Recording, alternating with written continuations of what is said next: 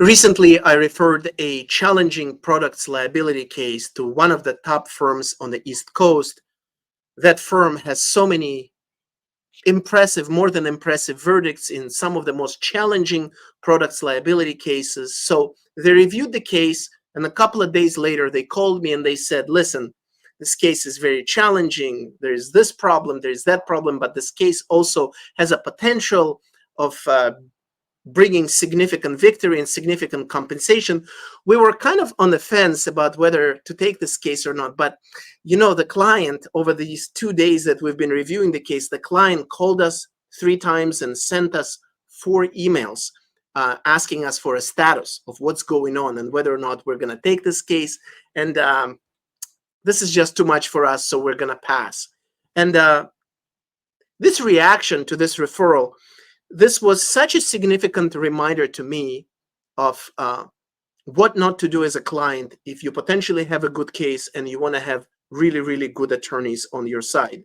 And the reminder is this: the best attorneys out there are also the pickiest. Not only are they picky about cases always have challenges and issues, but they're also super, super picky about the clients they take. They're fighting the hard fights against the other side. The last thing they want is to fight their own clients or to deal with additional stress caused by clients who are too eager, who are too forceful, who are too panicky in cases which take months, many months, or even several years to pursue and bring to conclusion. And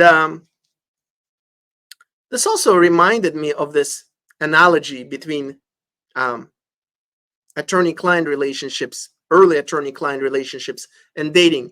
You can have a guy who meets this girl that he really, really likes, and after they go out, he sends her 2, 3 text messages, one after another.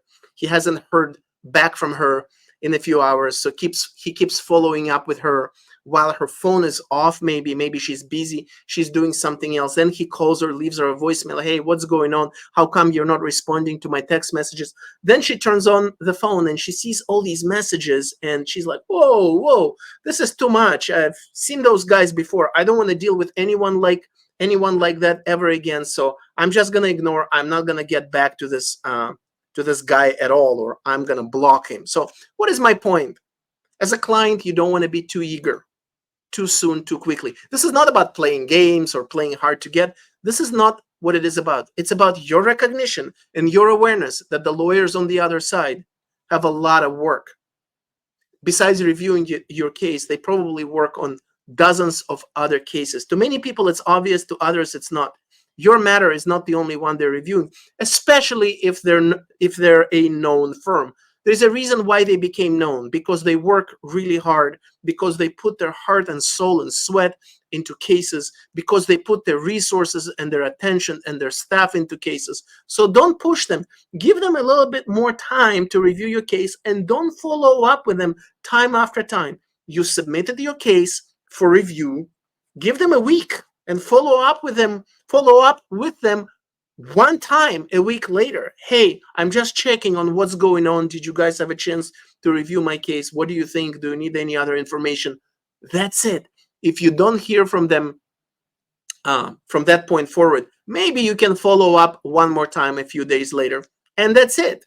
If they let you know if they can help you or not, great. If they cannot help you, they will also let you know. And if you don't hear from them after 2 emails, then maybe they're not a great firm to work with, despite their accomplishments, because they're simply not responsive. Do not scare off lawyers by being too eager, by sending too many text messages, by calling too many times as soon as you submit your case for their review. Many lawyers will be put off by this behavior, and they will never tell you. They will never tell you, hey, I like your case, but I'm not going to take it because you're too forceful. You look like you're going to be a pain. They're going to tell you that they're too busy, that they're not sure, that they have too many cases right now. Maybe they're changing their practice, whatever. They're going to come up with all kinds of excuses. They're not going to tell you the truth.